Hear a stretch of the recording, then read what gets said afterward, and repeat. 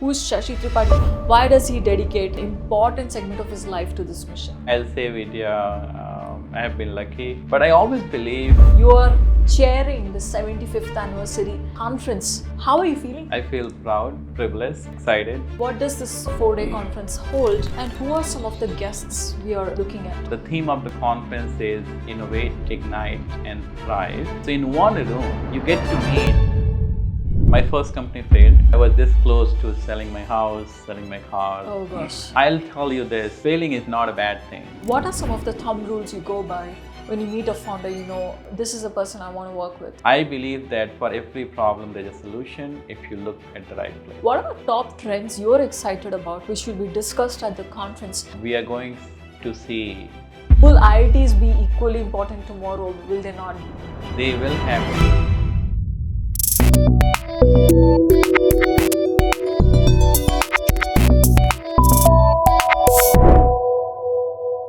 Hello and welcome to a very special episode of Ctrl Alt podcast. This is a place where we bring trailblazers in technology. Today we have with us a special guest who is at the cusp of an event that is going to bring the brightest minds in the world all in one place in Long Beach next year in 2026 April. What is this person up to and what are we talking about?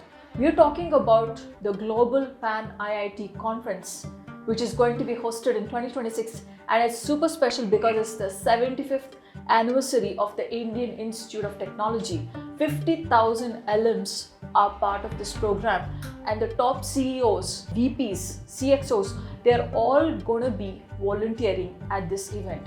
This is an event you don't want to miss, and we have with us the chairman of Pan-IIT 2026, Mr. Shashi Tripathi, and he's here to share about his life's journey, his latest ventures, but most importantly, what is the motivation behind this amazing event and what are we to expect? So Shashi, welcome to Control Alt Podcast. What an honor to have you here. Thank you so much, Vidya, for having me here. I appreciate it. Wonderful. Shashi, I'm working on a series on IITians, a podcast series, and we are making movies about them. This is the top talent in the world. You're bringing them together in April 2026 in Long Beach. You're an IITian from IIT Bombay. Tell us how you're feeling. You are chairing the 75th anniversary celebrations, the conference. How are you feeling today? I feel proud, privileged, excited, but more importantly, being part of this journey which we are creating as IIT. And as you know, IIT has done wonders in the past 75 years. But through this conference, we are creating this movement where we provide value to anyone and everyone who is going to be part of this movement in Long Beach, California next year. Wonderful. Now, let's talk about the why.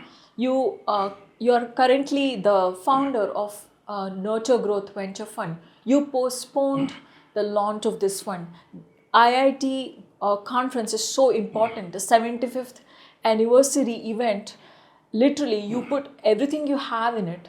Why did you make that decision, and why do you think you were justified in doing that?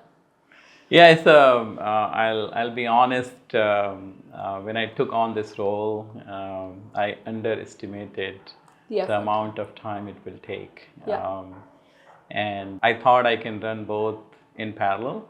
But anything I do in my life, I often say that I dream for moon.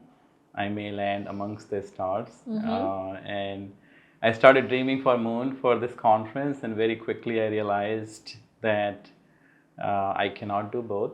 So I postponed my second fund launch. Yeah. I was supposed to launch my second fund in May this year. Now I'm thinking to launch May next year after the conference. Oh wow. That's like a whole year of postponement. This is called commitment. So now let's get into the heart of the conference. What does this 4-day conference hold, and who are some of the guests we are looking at? Yeah, thank you, Vidya, for asking that. It's a wonderful conference we are planning. The theme of the conference is Innovate, Ignite and Thrive. That's, by the way, also stand for IIT. And it has 4 tracks into it: artificial intelligence, health, sustainability, investment, so venture capital, private equity, exit planning, and global connect, so geopolitical issues, how various countries' relationship and policies are impacting our life. But we are designing this very, very unique conference. There are roughly 50 IITians who are working behind the scene, and I have utmost respect and thanks to all of them. So on April 22nd, we will be offering 3 workshops. A workshop by NVIDIA on how to use LLM to create agent, a workshop on go-to-market strategy and fundraise, a workshop on how to use AI in the entertainment industry, and also we are offering a golf on April 22nd. In there you can win a car actually. Okay, wonderful. Yeah, in the golf event. So the actual conference starts on Thursday. We'll offer some yoga and walk in the morning. The venue, by the way, is Long Beach Convention Center, right by the beach. It's a wonderful time to be there in SoCal. So those who are listening around the world, this is the best time to be in SoCal and right by the beach. So you wake up in the morning, you go on the beach to walk and do yoga, freshen yourself, come back, and then we start the grand keynote. Mary Milban, who has done national anthem for both India and US, for President Trump, President Obama, Prime Minister Modi, she will be there. Wow. Kicking this off with the national anthem. Then we'll have a grand keynote, followed by the 4 tracks I just mentioned. We'll take lunch, we'll do the track, and then we'll do another grand keynote in the afternoon. On Thursday evening, we have a really important fun event. Stand-up comedy, followed by Ustad Amjad Ali Khan. Oh my God. He will do the tabla playing. We'll follow similar theme on Friday, but Friday we are planning even bigger entertainment event. We'll do the similar theme on Saturday, and we end by lunch, but we are doing a big closing ceremony. Unreal crew has been signed. We are doing additional uniqueness into the program. We are offering women in leadership. We are paying attention to women. So those who are listening, and if you are woman, girl, please attend this conference, because every panel, every speaker, this is why we created Women in Leadership. So we want to elevate women into our conference. We have VC Connect. So if you are a startup, we will match you with the VC. If you are a startup looking for go-to-market strategy and fundraise, we'll mentor you. We have CxO Lounge, so if you are C-level executives, be part of the network and create the movement, we will be there. So lots of uniqueness has been designed. So in one room, within these 3 days, you get to meet wonderful speakers. We have Guy Kawasaki, we have President of Cisco, we have CTO of AMD, Mark Papermaster, we have Head of AI at Amazon, we have CEO of Scan Health, we have the person who is leading the AI mission for whole India government, Abhishek Singh. We have Lena, who leads the highest delegation for Swedish government. We will have a panel design on how China and US relationships are impacting to each other. We have Professor Anima, she's an AI rock star. Absolutely. These are all confirmed speakers, by the way, and we still have 4 months to go, and we are talking to some even bigger names. So before the conference, you will see much bigger name than what I'm just mentioning now. So in one room, you get to meet all the speakers, and then the attendance is very high intellectual. And one thing I just want to clarify also is, while this conference is managed by IITN, literally anyone can attend. And anyone can speak in this conference. So do not mislead that, oh, if you're not IITN, you cannot attend. That's not true. Anyone can go and attend this conference in Long Beach, California next year from April 22nd through 25th. And the website of the conference is iit2026.org.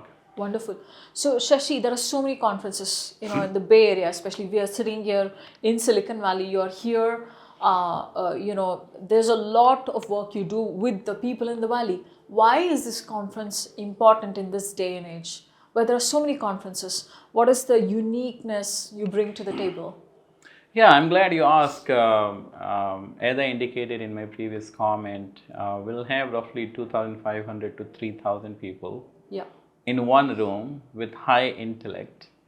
You can see the variety of topics we are covering. We are covering from AI to health, sustainability, investment, and not just the investment from the VC angle, but private equity angle, and then global connect. We'll have various government officials talking about how China, US, how India, US, how Europe, US, how Canada, US is impacting our life and the policies which are getting implemented. Under one room, you get to have all that. Yeah.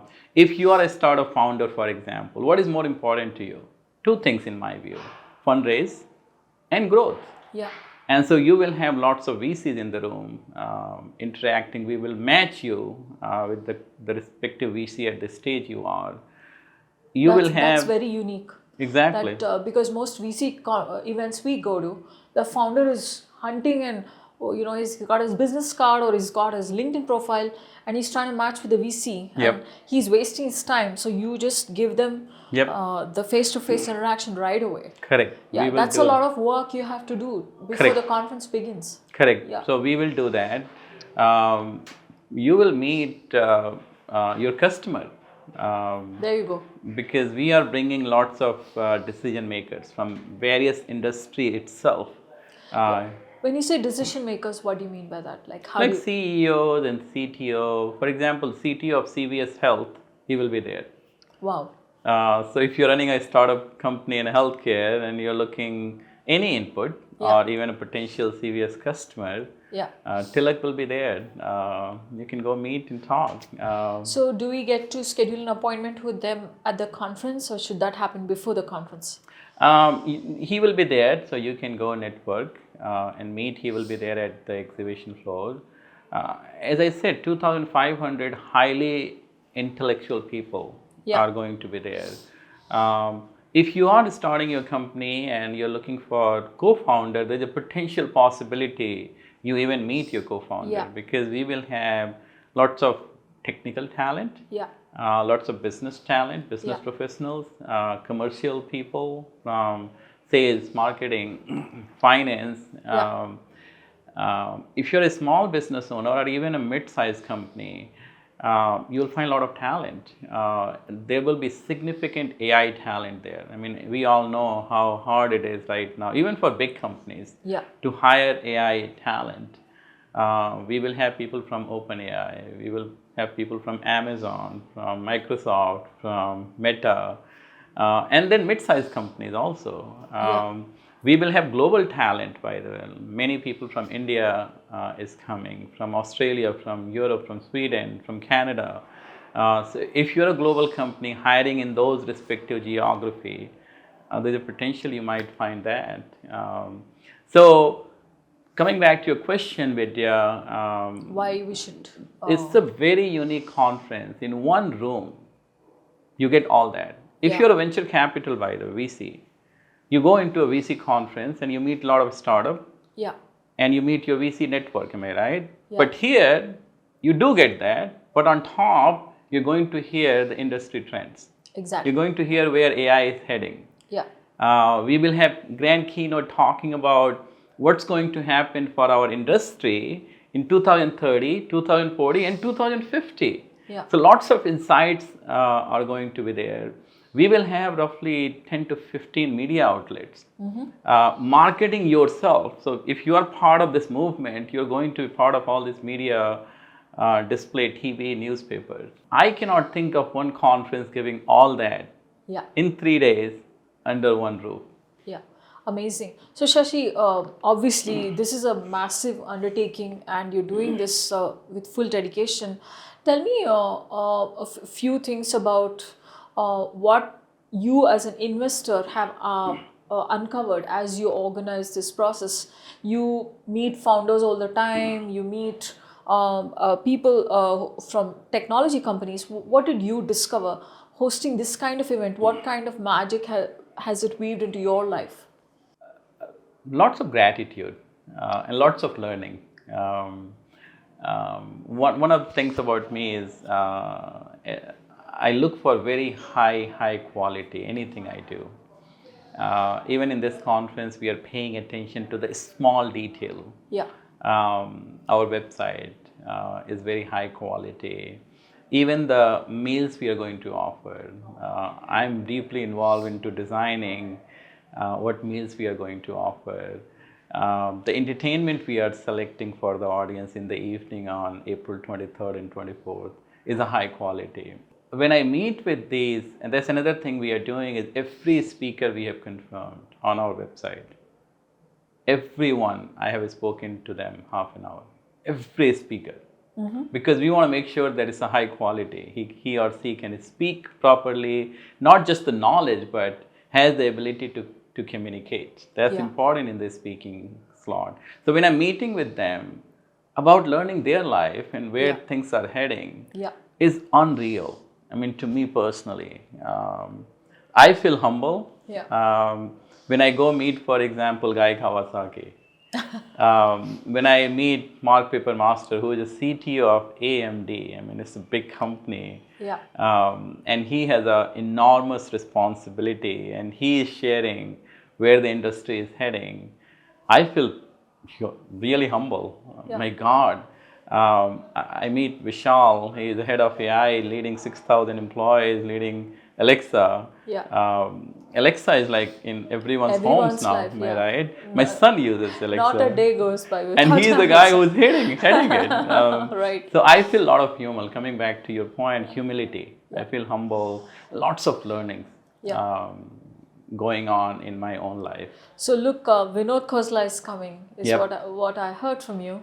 There are a lot of founders, Vinod Khosla's investor, who are very, very hot, who make news headlines every day. Are we to expect the top of the line founders at the conference? Is there any hint of them coming? Or? So Vinod Khosla has tentatively confirmed, not confirmed. That's why his name is not on the website. But you all know he's IITian, he's a big supporter of IIT. High likelihood he is going to be there. And Vinod, as we all know, is visionary. He doesn't think in 6 months. He thinks in 5, 10, 15 years. And his vision has been more or less right. Amazing. So if he is there, you get to hear what his vision looks like in 5, 10, 15 years. Amazing. I can feel the energy. I listened to your podcast with Guy Kawasaki. He talks about the 3Gs, the growth mindset, the grit, and there's another one. So I feel grace, which is what you're displaying right now. With such a massive undertaking, you're just being so humble, but you're putting in the work. I can see now. Just one speech is so impressive. Imagine the entire speaker line, and that too in Long Beach, California. A lot to expect.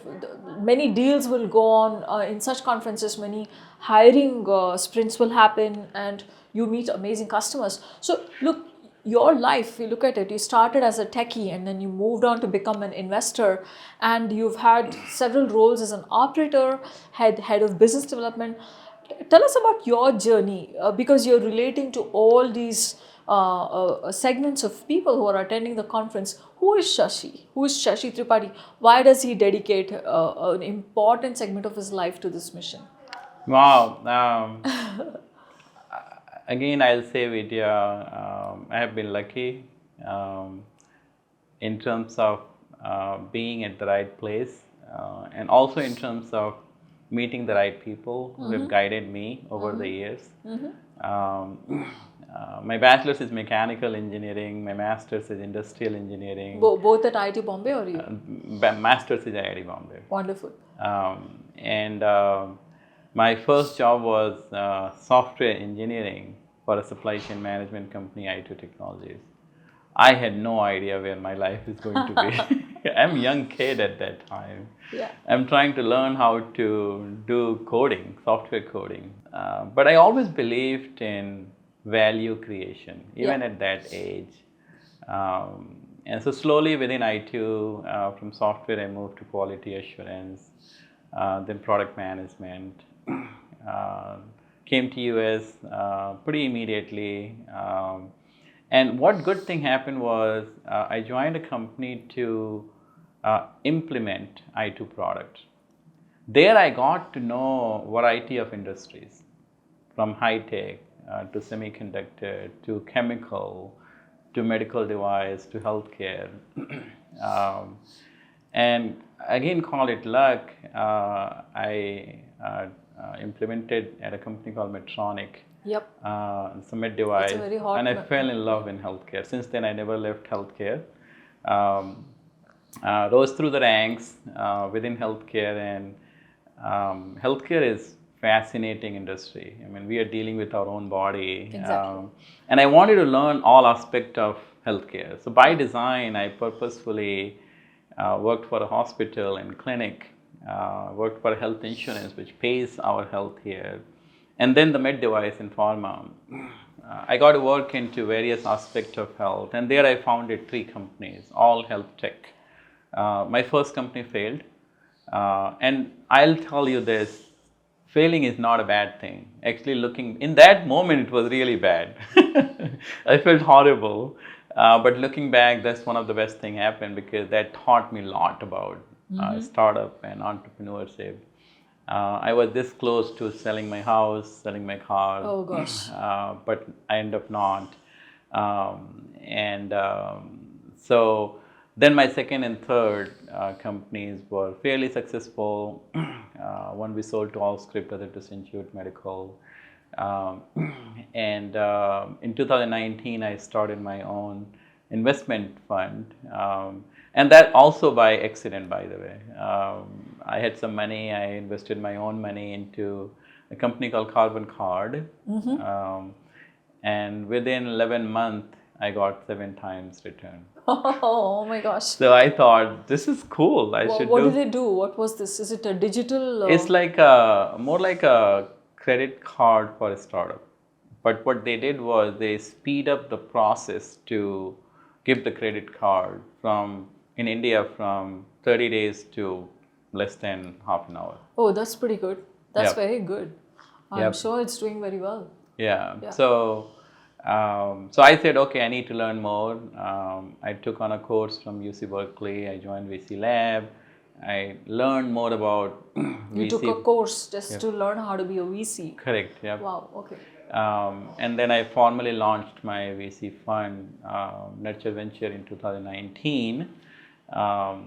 And so initially I did more individual deals. And in 2023, I launched my first fund. I fully raised in 11 months, fully deployed in 12 months. So we have now 42 companies. Amazing. Invested. We got exit also from the investment. Is that right? 3 exits or it's more? 1 exit from the investment. 1 from the investment. And 2 from my own. Oh, startups. Yep. Right. Gotcha. And I'm trying to explore myself, diversify myself. So we invested into a winery. And I thought I'll take this role to lead our conference, and I can run launching my second fund.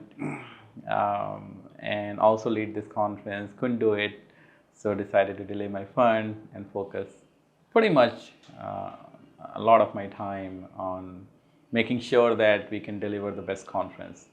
Yeah, I mean, you seem like you've walked the talk, like you've built technology, you've built businesses, you've exited your startups, and you've invested in startups successfully. So you've walked the talk, you know the whole landscape. So very well positioned to work in the as the chairman of the conference. A person like you, what do you look for in a founder when you invest in the founder? Obviously, you're also looking for founders at the conference. What are some of the thumb rules you go by when you meet a founder? You know, this is a person I want to work with. Yeah, resilience. Resilience. Explain, like. be resilient. As a startup, when you start a company, mark my word, you will have challenges. Yeah. And challenges can come from any aspect about your founding team, about your product, about customer. You may have to pivot many times. What it means is that if you feel challenged, don't be discouraged. Yeah. So that's one. Number two is when you hit the wall, go deep. What I mean How by do you that mean? is I believe that for every problem there's a solution if you look at the right place. So go deep, go think out of the box. Think things which has not happened in the past. You have the power to solve that. Don't My give God. up. Um, go resources, be shameless, go ask for help. Yes. Reach out to Amazing. people Yeah. who you think may even say no. You may hear 20 no's, Yeah. and it's fine, it's okay. Yeah. You know, at this point, I want to ask you, how do you deal with no's? It's okay. I mean, it's part of life. And no doesn't mean that person doesn't like you. No means that person is not aligned with your When you hear a no, do you go back and discuss it? Why my business got rejected with someone? Do you spend time on mulling over the no? Is that something you do, or you just say it's not a fit and then move on? Because I spend time figuring out why this person said no. Sometimes I lose time because I never end up working with them. But then sometimes it opens doors of heaven. But that time is so valuable for a founder. Do you do that? Is that customary to you? I would say when someone says no, rather than feeling bad or feeling sad, Yeah. find the reason. Why did they say no? Yeah, what happened? Maybe your value proposition is not right. Maybe the the stage at which a particular VC invest is not the right match. Yeah.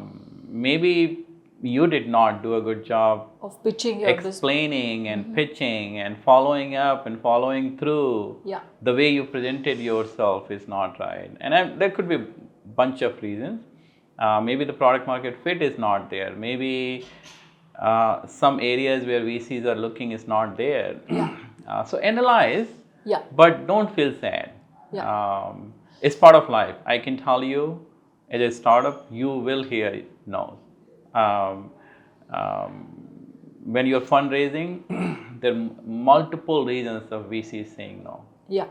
But believe me, there's a match. Yeah, amazing. No, it's good to know there's a silver lining. So you're talking about the things you look for. The first thing is resilience. What are the other things you look for in the founder? Like, this is, a good sign. This is Yeah, so the confidence about the founder and how much founder knows ins and out about business. Product, customer, finance. Especially when you're starting a company, I'm a big believer that you should know the financials.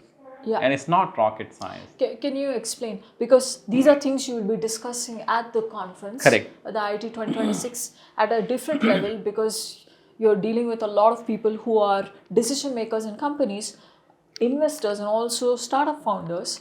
So, what do you mean by financials? How do you? So financials is P&L. It's a simple profit and loss. Yeah. How's your revenue looking? And when you're doing your revenue, what's your business model? How you are making money? It is product, it is services, how this is getting generated, accounts receivable, churning, a lot of those things goes into the mix. And then expense raise part, by the way. So the P&L is important, the revenue is important, but the expense is equally important. Your G&A, your marketing, your sales, other expenses, and how I look for how revenue is aligning to your expense. And if there's a mismatch, believe me, VCs will figure it out. Yeah. So make sure that as a founder, you're aware about every little detail about the numbers you have put in your deck. Yeah, amazing. And you've been through a failure. The first startup you did was a failure. What did that teach you? And today you're a VC, 42 investments and 3 successful exits. And what did that teach you? What were things you learned from the hard way? A lot of things, customer, um, value propositions, how you word your value proposition in the minds of customer, not in the minds of you. That's another classical mistake I see, by the way. It's not important what you are building. I used to say to my team, software and technology has zero value. What we do with it has the value. Oh, I like that. That's an interesting, very interesting way of putting it. Amazing. Yeah. So all things you're creating, think from the customer angle. Yeah. So I learned in a hard way. Because I did not know. I was very young. I did not know. But one thing I knew is hustle. I mean, I remember I'll go and I'm young. I'll go for a potential customer. Literally, I'll wait hour and a half to have a meeting with this potential customer, and even at the end, they will say no. They did say no. Yeah. So I learned how important the customer is. I also learned that as a founder, you are getting pulled into 20 different directions. Yeah. So how do you become efficient in all these areas? Yeah. Learn a lot about financials at that time, and so I talked about all the P&L. I took a course at that time. I don't come from finance background. I come from engineering background. So I went, I took a course from SBA, full 1 day on P&L and finance. Yeah. I didn't know all the mechanics of sales and marketing. I took a course on sales and marketing. So in that 8-month video, I think I did the full MBA in a more practical way versus going and taking a class. Yeah. And that, I'm telling you, is the defining moment of where I am today, because one of the things I also learned was what not to do. What are some of things founders should not be doing? Of course, you mentioned the P&L, you mentioned thinking like the customer. What else? What else they should not be doing? Which turns you off when you meet a founder who does that, turns you off. Yeah. Especially me, I'm not a big fan of not having humility. When founders comes to me and they talk about big numbers, oh, my TAM is 800 billion, my SOM is, I don't know, 200 million, and your revenue is not even reflected, $10,000, and there's not a path, it's not matching. I'm not a big fan. Also, the coachability to the founder. I see a pitch deck, a presentation, your revenue is 500K ARR, and you're asking your valuation of your company to be $30 million. And which is okay, it's not okay, but let's say you are doing it, and then I say that, hey, have you looked into pitch deck, pitch book, and other sources to match whether your revenue and your valuation is matching. Yeah. And you still keep saying, no, I have done my research, this is the best. Right there, that's a red flag to me. Yeah. The red flag is that the parts of pitch is not matching. Yeah. Your finance is saying that your growth is 2%, your growth is 10%, but you have only 5 customers, and the customer is not growing as fast as the finance, which means you have not done the homework in matching every aspect of your business. Yeah. Your revenue is growing, and you are in 5 years you're going to be $10 million. But your expense, especially on the G&A side, your team is not growing as fast as your revenue. It's a red flag. Yeah. You have not done the proper matching. So make sure that every information you put in your pitch deck is matching. Make sure that every aspect of your business as a co-founder, I repeat, product, customer, finance, these are the 3 things, and of course the team, you're aware about. Yeah. And when investors are asking the question during pitch, you can answer those with confidence and detail. I'm a very detailed guy. I will dive you detail. If I ask you, okay, explain your 500K ARR, I'll go the details, asking, tell me your pricing model, tell me your customer, even in that customer, which customer is giving how much, and how these 4 or 5 or 10 customers adding up to $10 million. Yeah. So make sure that all those things are adding up. Amazing. And you're answering those questions confidently. No.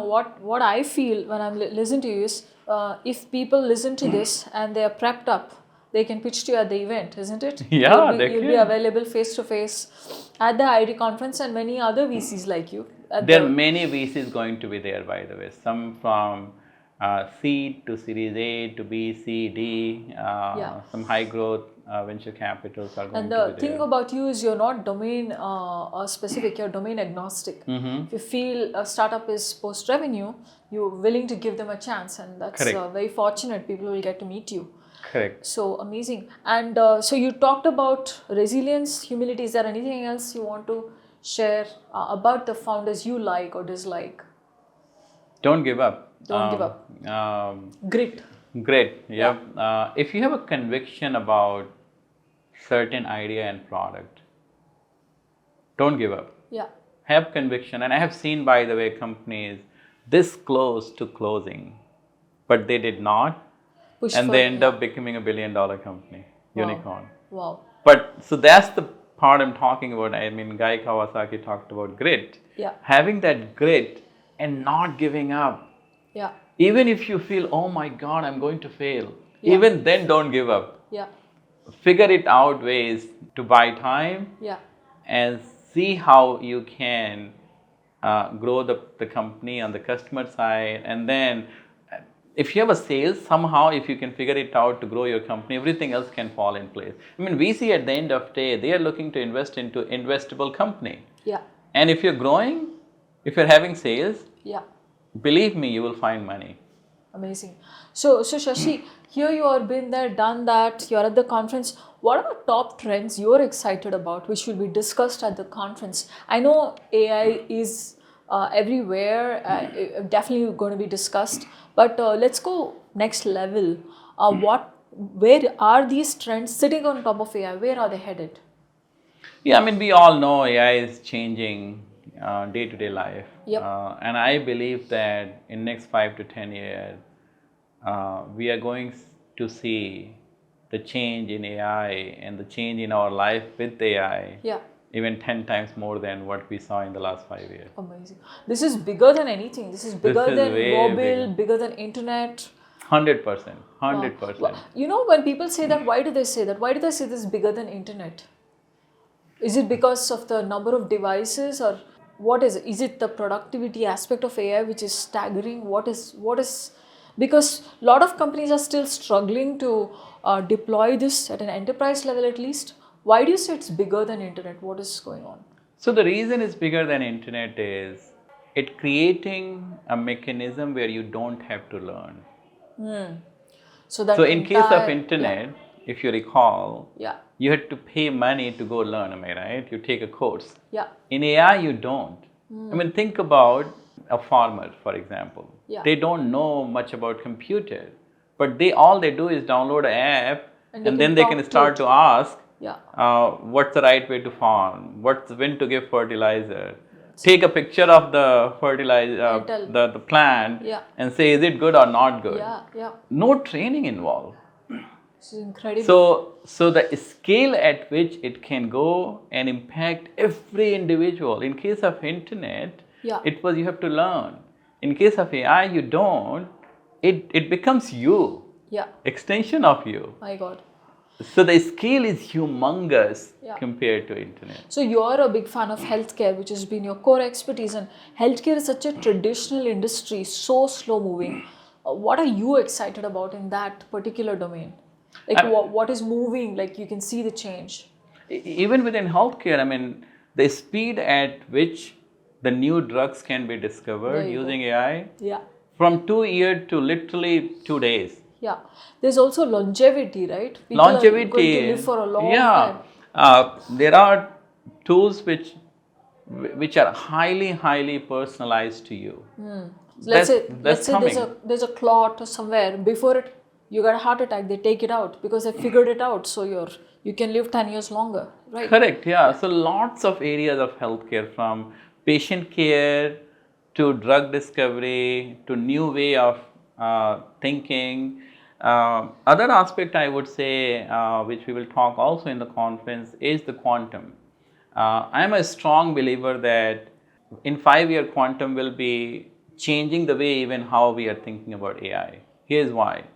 Because the processing speed of the compute is going to be way bigger than what it is today. Explain that. How do you mean? So, like you hear the word LLM, am I right? Right. OpenAI and Cloudy, and they say that at any given moment they are tracking billions of parameters Yeah. to make a decision. Yeah. Think about that, billion becomes trillion.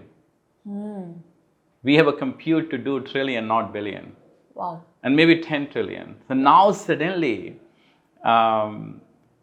we are coming up with a new type of material which does not exist today. The material which is, let's say the material which goes into aeroplane, am I right? It's a light weight, but still can withstand so many weight. How about we can reduce the lightness of the plane by 10% or 20%? Wow. Plane becomes lighter, but yeah. can still withstand the same weight. Yeah. Now we need less fuel. Yeah. Think about the data centers where power consumption is so high. We are creating the material which doesn't need to consume that much power. Yeah. The material which can burn today at 400 Fahrenheit, but we create a new material which can withstand 1000 Fahrenheit. Incredible. And even in our body, we have molecules and we have a cell. Yeah. We take that and compute into this quantum way of thinking. Yeah. And literally we are designing highly targeted, highly personalized medicine for you and I. Amazing. I mean, so quantum will change drastically. Yeah. So there is going to be topic and talk on the quantum computing. Please pay attention. That's an amazing area. I'm very excited about. I'm already excited. So, what is the data security, cybersecurity aspect of this? I know the good things, invite the bad things as well on the side. A lot of hackers are going to be around. There's phishing. There's probably a lot more going on with the data and the AI layer models and such. What is that going to look like? Are you excited about that trend? Of course. With every revolution, if we look back in the history, this revolution also will bring some change around security and privacy. It's an important aspect, by the way. I, as an individual, deeply care about myself. Yeah. I don't want to lose my medical record. I don't want my financials. I don't want my name and public information to be going out more than what I want. Yeah. So yes, there is going to be changes into this new world of AI. I mean, we are talking agentic world right now. The next layer of agentic is the AGI, which is close to human level thinking. Exactly. And when we have those agents, when we have those close to human level thinking, and by the way, we are talking robots, which are going to do many of the tasks we think we are doing, robots will do. Yeah. How do we design those security principles and privacy principles? How they interact to each other even is important. And there's a lot of work going on in that area. In the conference, we'll talk about, we have a panel on security and privacy in the world of AI. It's a new, I'll call it security 2.0. We have to rethink the way we have been doing versus the way we have been doing in the past. Oh, amazing.